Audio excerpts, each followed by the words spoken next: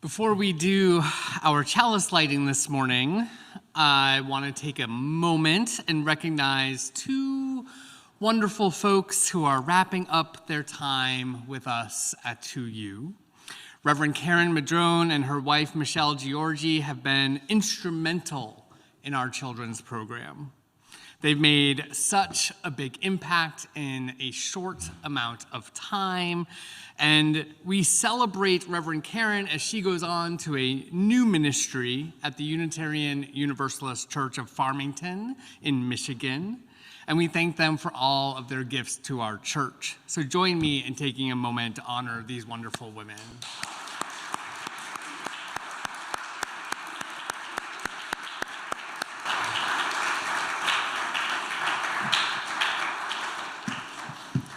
You will be missed, and we celebrate you on your next adventure. And so in just a moment, Zella here in our sanctuary and Harris at the Admiral will light our chalices, the symbol of our faith. And we light our chalices this morning with these words from Julian Lepp. We seek our place in the world and the answers to our heart's deep questions. As we seek, may our hearts be open to unexpected answers. May the light of our chalice remind us that this is a community of warmth and wisdom and welcoming of multiple truths. Let's light our chalices.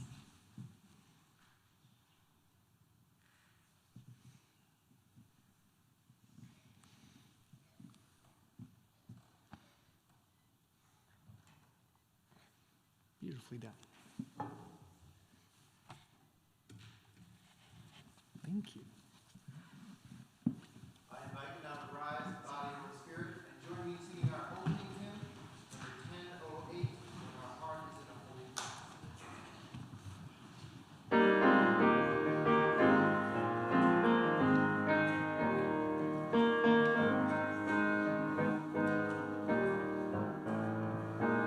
When our heart is in the holy place, when our heart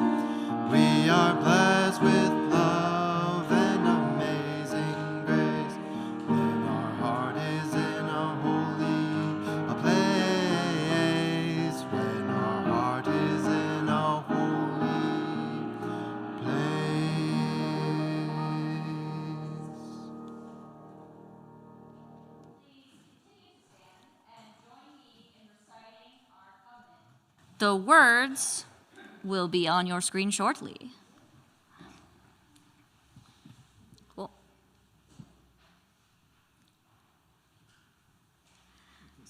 Okay, cool. We covenant to build a community that challenges us to grow and empowers us to honor the truth within ourselves. We will be generous with our gifts and honest in our communication, holding faithful to a love that embraces both diversity and conflict.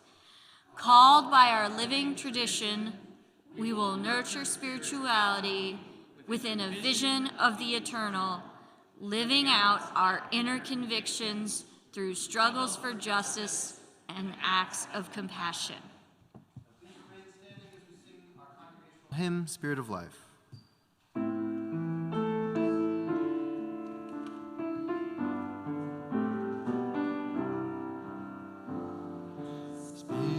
Spirit of life, come unto me.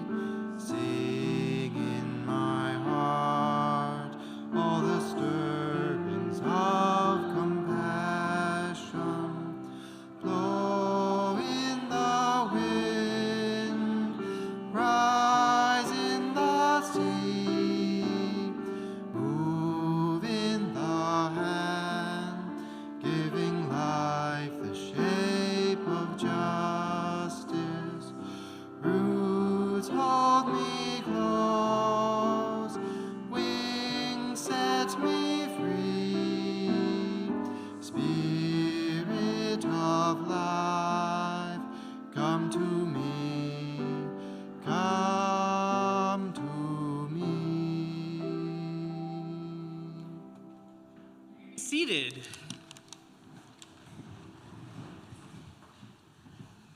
This is the time for those who are young in age or young at heart to come join me up on the chancel. Would love to see your lovely faces this morning. We have a wonder box again, and why don't we sit? What is in the wonder box? What, air? So there's some air in it? Shake it up. Let's see. Can you tell? There's always air. Literalism. Unitarian Universalism loves literalism, so that works. Nothing in it? Why don't we open it and see what's inside? It's not even shaking. What's that? A question mark. There's lots of air and a question mark. So, This is explaining what I'm like right now. yeah, you're just wondering. I'm just a big question mark. So, a chicken, what if there were chicken nuggets?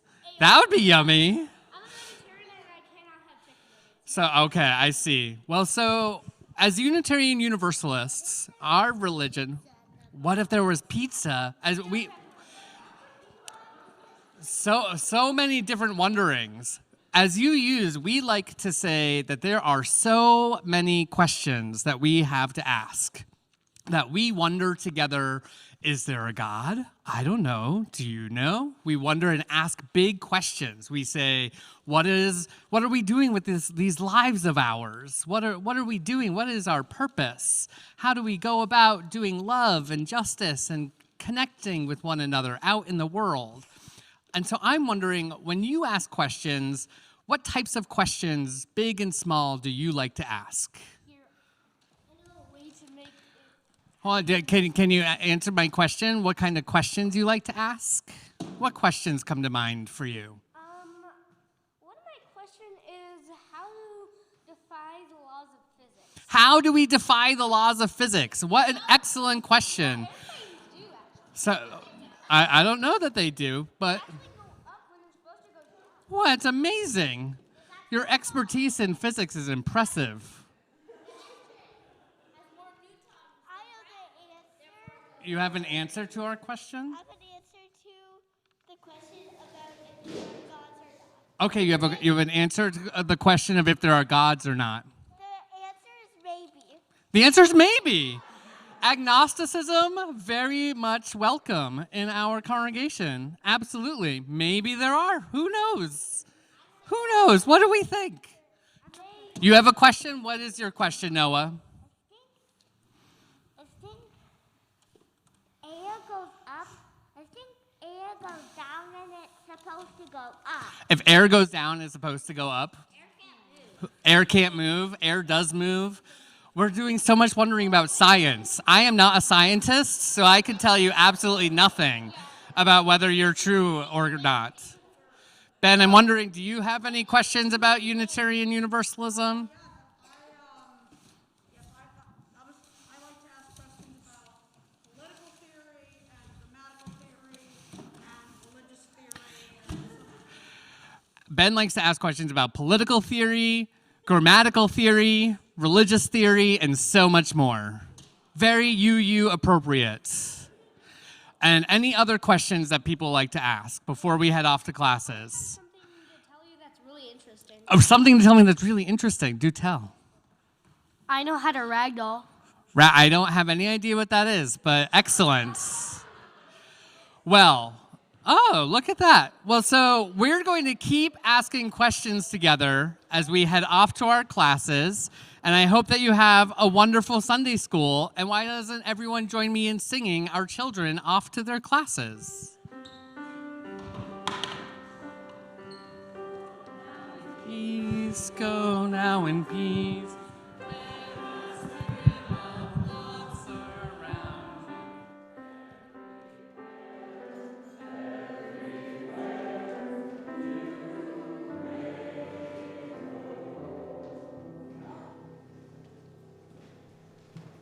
Conveniently, you all were much better at asking questions that we could address together than some of our younger folks. So we'll get to that part of the service a little bit later.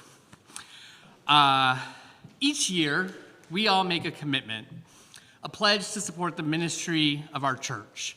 You might be getting calls about that right now, saying, have you made your pledge for next church season? And in addition to this contribution, each Sunday we like to take a collection so that we can share with those who are doing justice work well beyond our walls. And so while we're not passing the plate in person right now, you can still make your contributions via our Text to Give program that you'll see information in your order of service or on your screen shortly. For the month of April, we've been sharing our plate with Bloom Haiti, and we have some words this morning in the form of a video from one of their leaders. Avec tout le monde qui est dans l'église tombe, nom c'est Félix Saint-Jean, qui est directeur, fondateur, ami école de musique, ambassadeur de musique institut.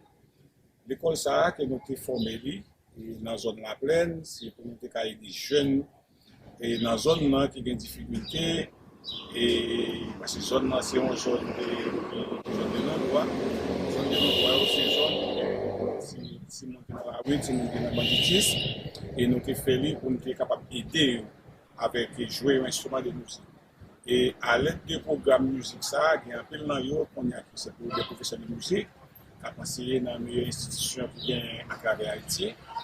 Et que je ne veux dire, on a cherché fonds pour l'autre petit monde qui est dans le programme, qui a besoin d'instruments, et qui a besoin de l'école, qui vient là-dedans tout besoin dans l'université.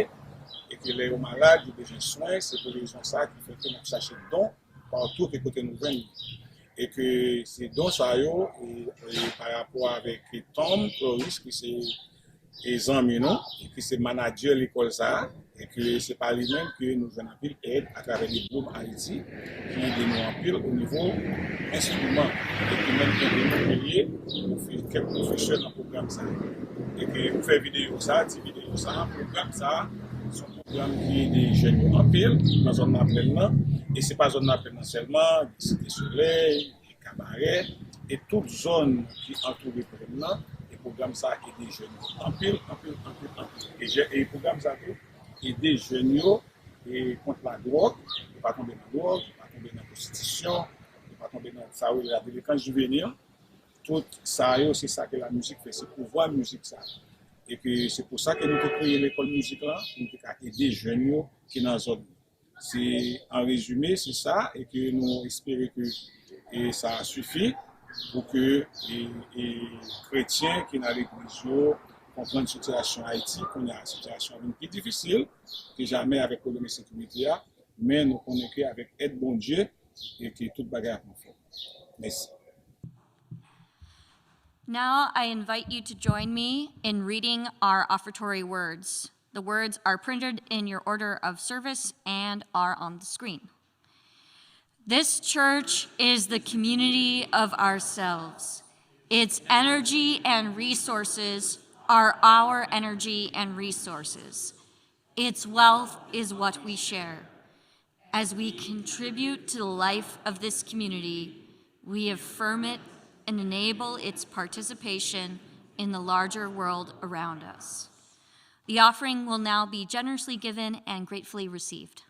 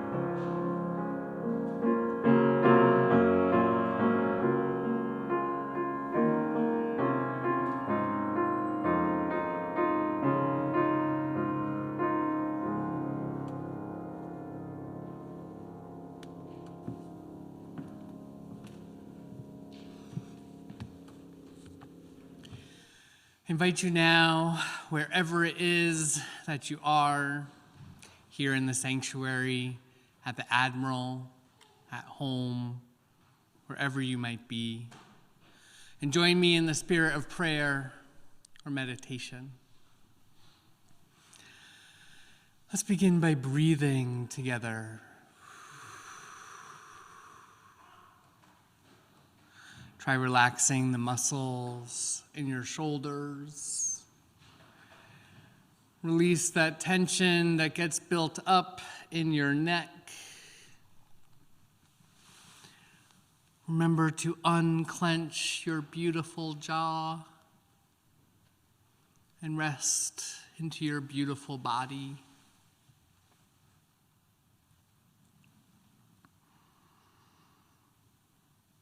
We begin always in gratitude, thankful for the breath in our lungs, the beauty of our earth, and the strength of this, our beloved community.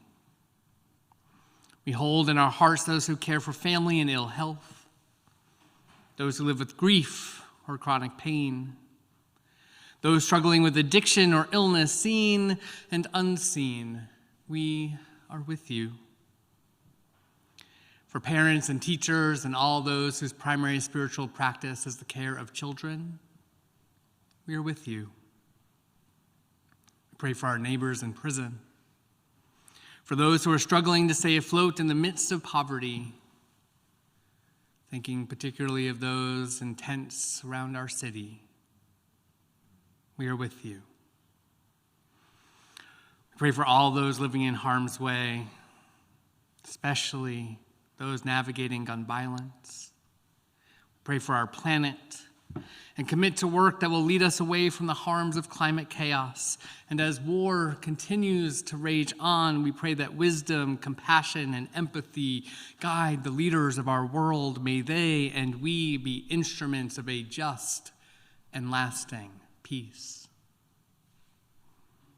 Our lives are truly blessed by those who knowingly, with curiosity and courage, face their final days. And now, into this shared silence across space, I invite you to speak the name of anyone you wish to lift up into the loving support of our community. John. With our deepest compassion, let us hold in our hearts those named and unnamed, those remembered and those forgotten. Let it be so. Amen, and blessed be. During our ritual of lighting candles for joys and concerns, we want to continue to maintain our safety with one another. In the 2U sanctuary, in just a moment, you will be invited to come forward and light a candle. As you end your time of contemplation and candle lighting, we invite you to use the hand sanitizer we have available. For those of us at the Admiral, I invite you to come forward and take a pebble from one bowl, hold it tightly in your hand, and putting your energy into the stone, and then knowing your joys and sorrows to be shared by this community, let it go lightly into the other bowl. For those of us on Zoom, please join by sharing your joys and concerns in our chat window. I will light a candle here representing all your joys and sorrows.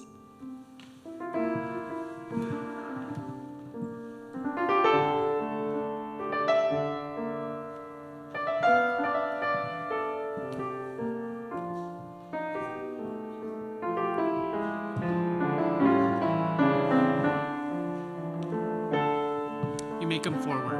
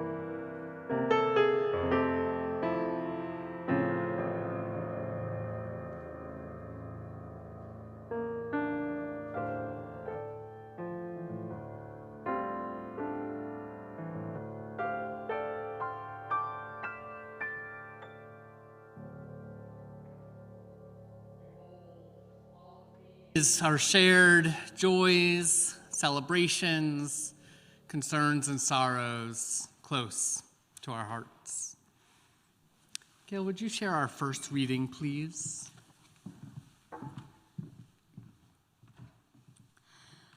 Our first reading this morning is an excerpt from a longer article about questions written by Karen Hornifer-Ginter, and she starts with a quote from Rainier Maria Rilke. Live the questions now. Perhaps then, someday far in the future, you will gradually, without even noticing it, live your way into the answer.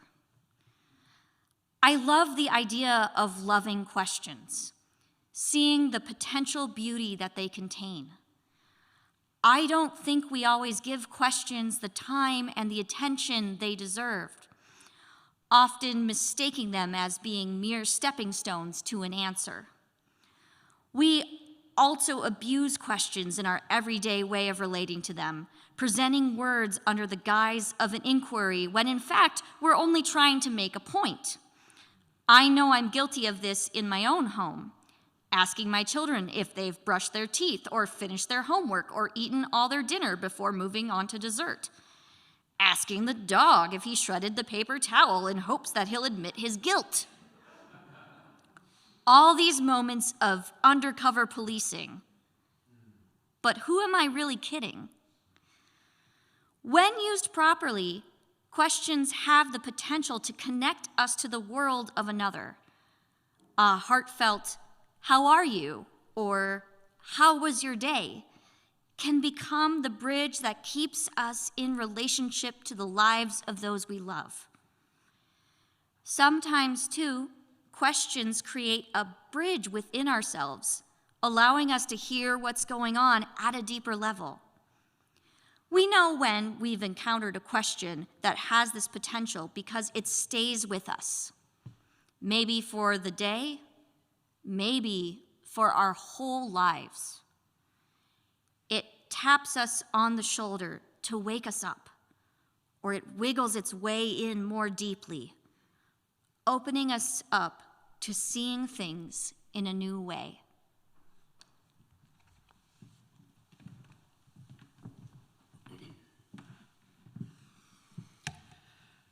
Our next reading is in some ways different. It's kind of two prayers. And this offering comes from Unitarian Universalist Vanessa Tatang.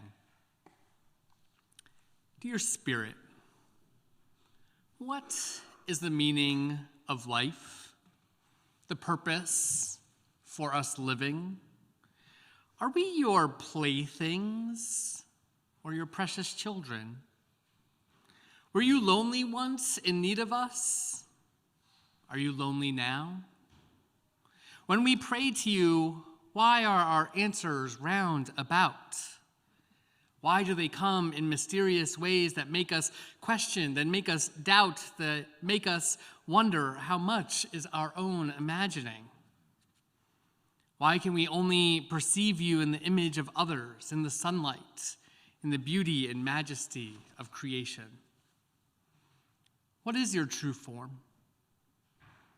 Is it too much for us to bear, as it has been written in scriptures? Are there angels? Are there demons? Are they figurative or literal? Should I worry about the prayers I send and whom they end up with? I believe in your grace and protection and cannot imagine them slipping through the cracks. Are we wrong to give you a name? Does it diminish our praise of you? Is this putting your name in vain? I dance around the word God, for that seems not to capture everything I know you to be. What is the word I should use that is suited best?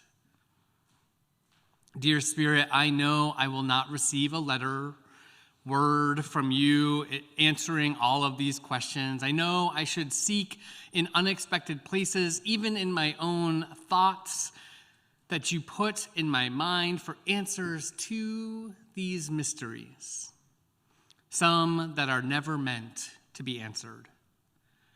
I know I should find you in the rainstorm and the raindrops and the majestic trees and its leaves. I know you are in the cracks of the face of an elderly woman and the sparkle in the eye of a newborn babe. I know you are in the DNA of the most infinitesimal creature and in structure of the mountain range. You're in my bloodstream, my spirit. You are in the space between bodies and in the makeup of those very bodies. You are the vessel and the empty space that makes the vessel what it is. You are everything we are in, and we are made of, and more. You are the heavens and the universe, and that further on, the gravity that makes it turn, and the gas that burns in the stars, and the light that they emit. You are a precious, heavy, weighted idea, too much for living minds alone, so that we compartmentalize to understand, that we computerize to try to reach in ones and zeros and logic diagrams. In essence, I am saying, I want to know you, to become closer to the all that is in and of us all. And I will work from this day and to try to find you in places other than just the sky. I will search for answers between the pages, learn from others, the long gone sages. We'll find the truth that you silently speak. And thank you for this all, eternally. Amen. Let us hear our anthem.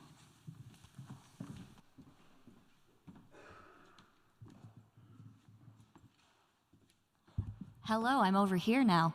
All right, so this is an original song, and the backstory of it really fits in line with this idea of questions. So the song is called Just a Puzzle, and I wrote it as part of a songwriting challenge called the Teacup Challenge, which is the songwriting challenge through a Facebook group that a friend runs. And basically, he posts a prompt every day of the challenge, and then you are to take the time it takes to make yourself a cup of tea and drink that tea, and that is how much time you have to work on the song, and then you just share whatever you come up with. And the suggestion for this, the prompt that inspired this was write the song that you want to wake up to in the morning. Like, write your personal wake-up theme song. And it was the beginning of January when we all had hopes and dreams, and still do. And my mantra for the year was puzzles over problems, or trying to think of problems as puzzles. And that is what inspired this song. So here we go.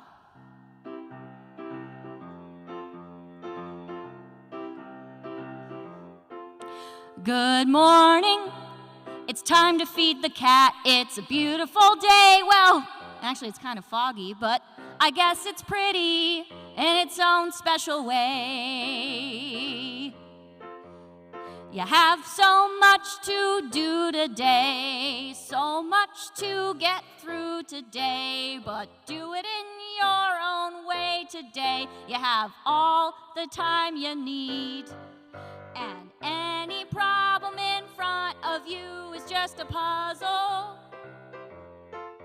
Oh, any problem that's in front of you is just a puzzle. It's not the end of the world, it's just a puzzle. Unless it's actually the end of the world, it's a puzzle. Eat breakfast and listen to that news podcast. Make sure you do a lingo street class and meditate, hydrate, do a little stretch before you sit down with the day's tasks. Remember, any problem that's in front of you is just a puzzle. Any problem that's in front of you is just a puzzle. It's not the end of the world, it's just a puzzle. Unless it's the actual end of the world, it's a puzzle. Oh, any problem in front of you is just a puzzle. Kazoo solo, probably. Any problem in front of you is just a puzzle. Unless it's some larger issue that requires like a whole bunch of collaboration, giant systemic change, and will probably like take generations to solve and is really complicated because capitalism. It's a puzzle. Oh, any problem that's within your control. It's just a puzzle.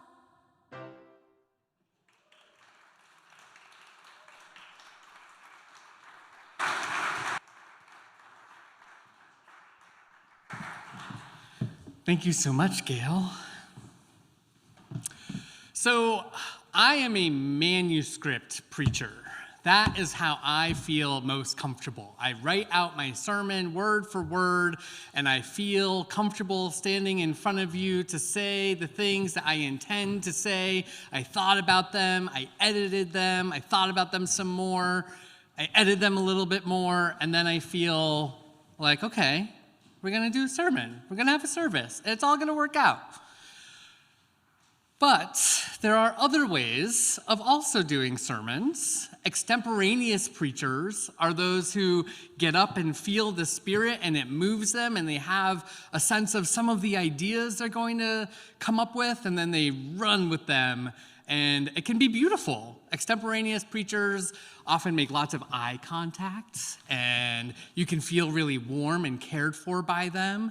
And then also at the same time, they didn't get to have as many fun quotes as I get to have because they didn't write them down. But so this morning, we're trying a much used practice among UU ministers, which is to do a question box sermon, which is to encourage ministers to think a little bit differently and to preach and talk a little bit differently and to reach into some of that discomfort of extemporaneous type preaching and root us in kind of the immediacy of our Unitarian Universalism. So we're going to try this on together. Some of you wrote down some questions for me last Sunday, and I'm also going to keep a little clock here because I also know when I have 2,100 words, that's how long my sermon is. And I know that that's going to take how long it takes. This way, it's a little bit more complicated to know how long is appropriate for our sermon section of the service to be. So I will keep paying attention to time a little bit. But some of you now have the questions that people in our congregation have asked. And my guess is that we're not going to get to all of them, but I do want us to get to the ones that we can. And what I want you to know as well is that these questions that you've asked, even if they don't get answered today, they get wrapped into the larger plan for worship moving forward.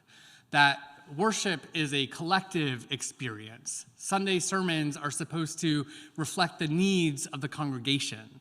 And so the questions you ask are so important to me because I want to then be able to reflect back with you on them. And so there's, I think, 30-ish questions out here already printed and ready to go.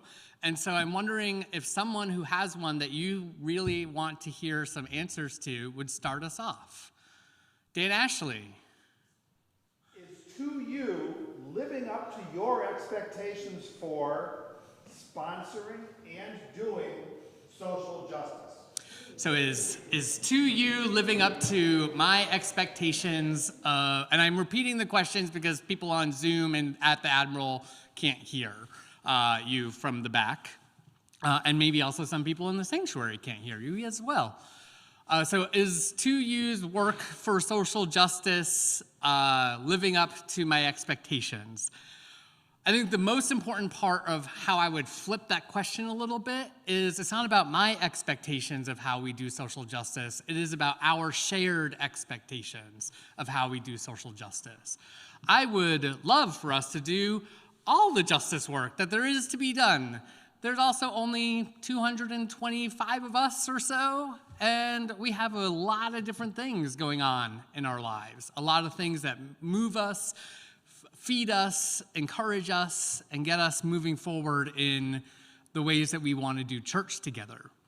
And so for me, I am excited about new opportunities that are coming up with Joy Messinger taking on co-chair of social justice ministry. I am excited about the anti-racism committee's work and the ways that they're getting us to have book groups and then going forth and doing things with what we learn. So I think we are in a place where we are getting clearer on how we do justice work together.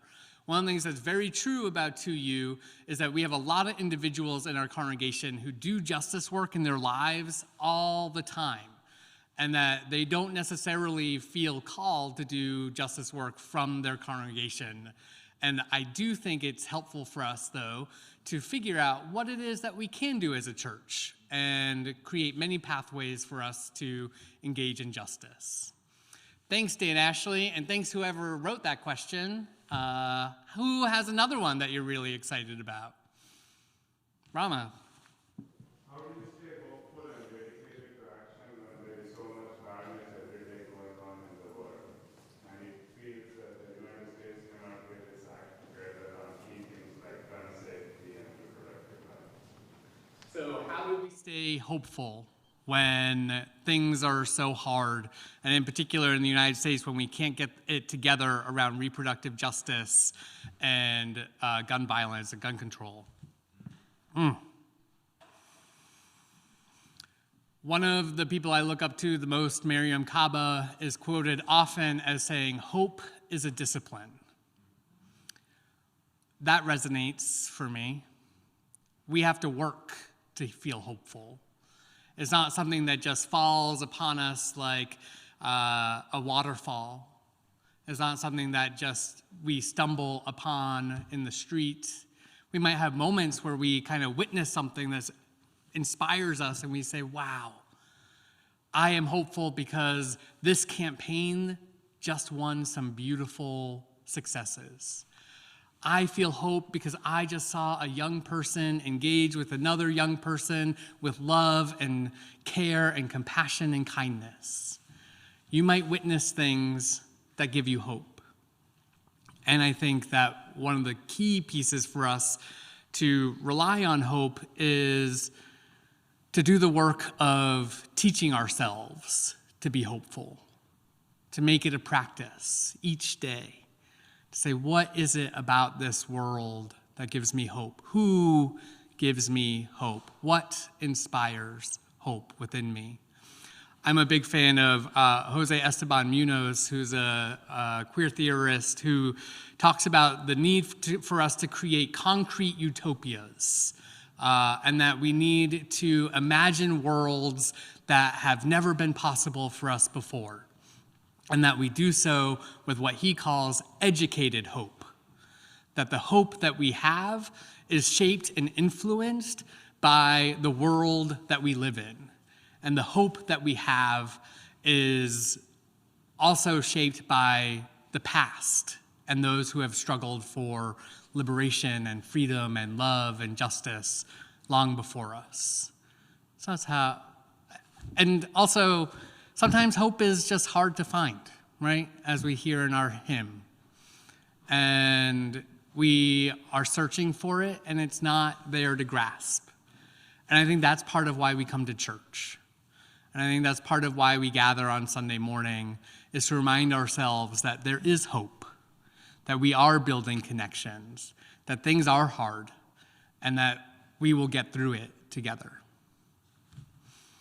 Who else? Thank you for that. Yes, Joyce. I would like to know, have you ever milked a cow? Have I ever milked a cow? So I have not ever milked a cow, but it does make me think of a story that I will tell really quick. When I was 15 years old, I went to travel around Ireland by myself to visit family. I had been working at Taco Bell and saving up all my money, got my plane ticket, was very excited and proud of myself. And I went to stay on my Uncle Paddy's farm, because everyone who's an Irish Catholic has an Uncle Paddy in Ireland. And so I went to hang out there.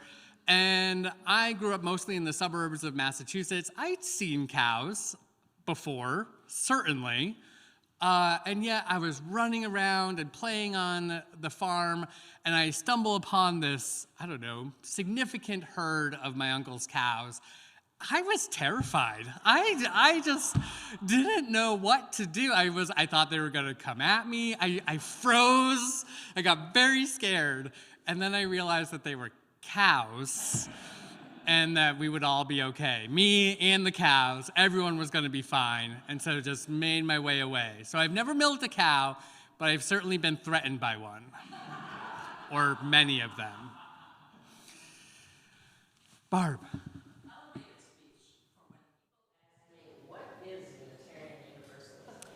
What is my elevator speech for Unitarian Universalism? Such a good question. Well, I would first say that you'd have to take the elevator from the first floor to the 30th floor, so you get an extra bit of time for your elevator speech. But I like to say that Unitarian Universalism is a creedless tradition that comes together with a sense of a oneness of the divine. That's what our Unitarianism teaches us. And that divine can be whatever we understand it. That can be an otherworldly God for some of us. That can be the interconnectedness of the universe. It can be the earth. But we believe in the oneness and the interconnectedness of all. And then so too do we believe in universal salvation, which means that we believe that we are born with original blessing, not original sin. And it means that we don't believe in any kind of hell after death. That life is where we need to focus, and we need to focus on the here and now. And we need to do the work of abolishing the hells that exist on earth and creating the kingdom of heaven here. That'd be my brief elevator speech of UUism. Yeah. Oh, I'm so glad you like that so much. Moni.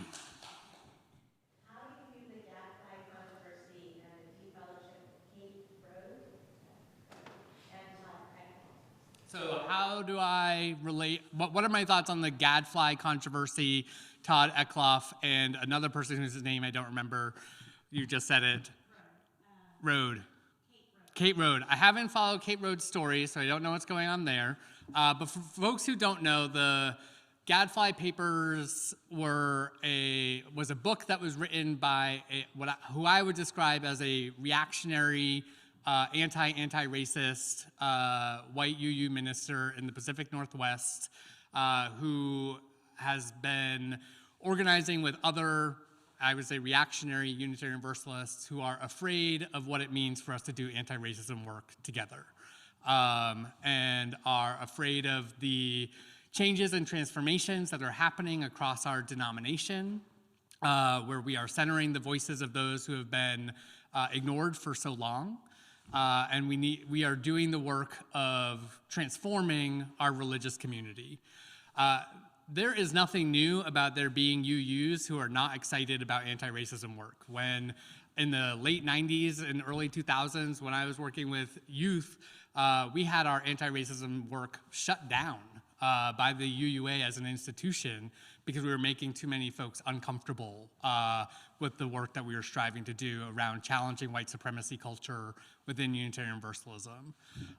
So I think of this kind of campaign and effort from the Gadflies, as they call themselves, as just the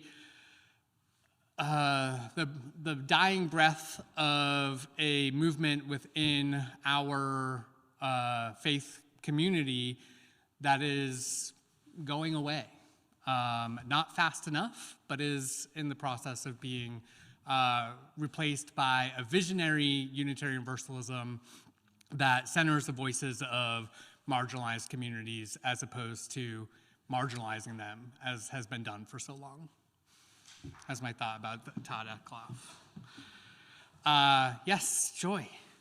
Who is an important Unitarian, Universalist, or both? A person that you think the congregation should know more about? I think this was somebody's question that I know very well over here.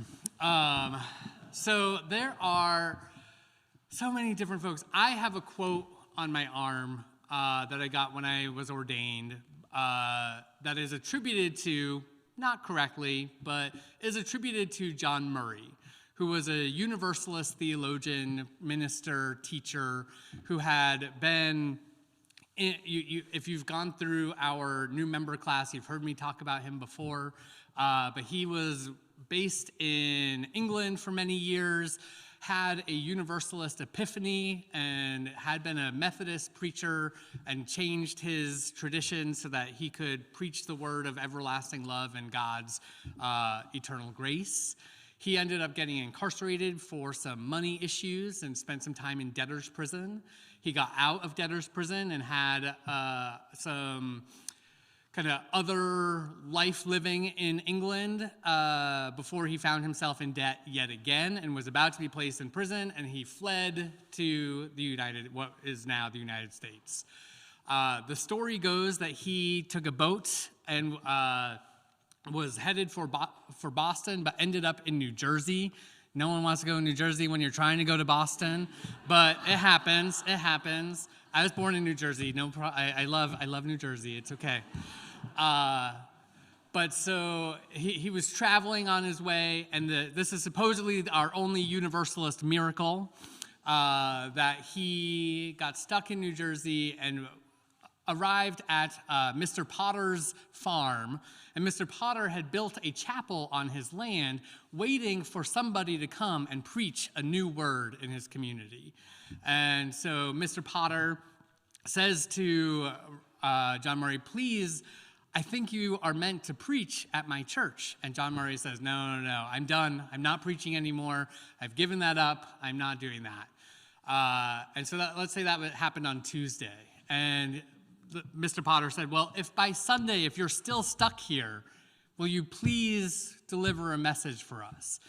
And John Murray said, well, that's like a week away, so the wind's going to change by then. So sure, if by Sunday I'm still here, I will preach a Universalist story. And so Wednesday came, the winds didn't change. Thursday came, the wind didn't change. He kept going out to his boat. Saturday, he went out to his boat, sure that the wind was going to change, and yet, no, it had not. And so Sunday morning happened, and John Murray agreed to preach a word of universalism. And so some like to claim that that's the beginning of Universalist theology kind of making its way to the United States. He preached his word, and then would you believe it? The wind changed, and he got back on his boat and went up to Boston and started a church in I'm forgetting where, the North Shore of Boston. And he and his wife, Judith Sargent Murray, led their congregation for many years and created a huge following of Universalists within New England. So John Murray, and the quote on my arm, which I didn't say, that is attributed to him, is, give them not hell, but hope and courage. And I'm a big fan of that as an idea. All right, we have time for 1.5 more. Yes? If God is omnipotent, why do they need a prayer to take action such as healing the sick, / finding something lost, or aiding a relationship? If God is omnipotent, why do they need a prayer to intervene to take care of anything? To simplify, shorten your question a little bit. So I don't believe that God is omnipotent. For myself, and I think that for me to believe in a otherworldly God that is just, I wouldn't be able to believe in a God that intervened in human interactions. Because if so, then that is a really messed up God who is letting so many things happen, letting people starve, letting systems of oppression exist, letting war continue. So I don't believe in a God that intervenes in human interactions. I consider myself to be a non-theistic person. I don't necessarily believe in an otherworldly God at all. And I know there are many Unitarian Universalists who do, and there's lots of beauty in that, and I affirm and support that as well. But for me, I find comfort in the interconnectedness of all the universe, that we are all part of each other, that what affects one affects us all, and that we are interwoven into this giant fabric that is beyond our comprehension. And our responsibility is to engage with each other, to cultivate joy and end unnecessary suffering. And that for me, I'm not as concerned about the existence or possibility of an omnipotent God or any God intervening in human relationships, because as Nietzsche says, if there was one, we'd have to get rid of them anyway, because they are not it's not a very just God. So those are my thoughts there. We will take one more, and I will wrap us up. Tyler, you've got one. Where should we put more energy to re-energize our congregation? It seems a little like folks don't volunteer as readily to help with activities as they did pre-pandemic. Where should we put our energy to energize the congregation? It seems as though people are not as energized as they were pre-pandemic. Well, so one of the things we're going to do in May, the second Sunday in May, we're going to have a bit of a ritual to kind of recognize what we've lost and gone through these last 3 years and what has happened. There is a need for us to recognize in ritual this type of experience, because I think that is part of what is getting in the way of people stepping up and taking on some more leadership at 2U. I think that people have experienced a lot of loss these last 3 years, and that it has been hard. And church has been an anchor in some ways, but also, we've had some instability here. And so when there's instability, I think that creates some anxiety. And when there's anxiety, I think it's scary for people to step up and take responsibility. Reverend Allison and I are going to preach about shared ministry at the end of this month, and we'll be sure that it is different from our conversation about all of us becoming church ladies. Though my church lady sermon is my answer to this question, that we have a responsibility to create church. I've put it out a few times over our emails, and it was originally shared with me by, I think, Shauna Wammeldorf or Alicia Obando, I forget which, I apologize. But a quote that you cannot volunteer at your own church, just like you cannot babysit your own kids. I'll just say it again. You cannot volunteer at your own church, just like you cannot babysit your own kids. There is no church without you. This isn't my church by myself. This is our church. And we do church. And we do church well. We do church less well. We do church with love. We do church with frustration. And we keep relating to each other over and over and over again. And so I think we are able to step up when we have more trust with one another, and we're able to step up and do some more ministry with one another when we believe it matters and when we believe that we belong. And it is my hope that we can do all that we can together to help everyone feel that you belong here, however you relate. However you connect, you belong in this space, and we want to create church together. So that's our question box service for this year. We'll see if we'll try it again. I'm not so sure. But I thank you all so much. Let's all rise in body and spirit and join in singing our closing hymn, number 131, Love Will Guide Us.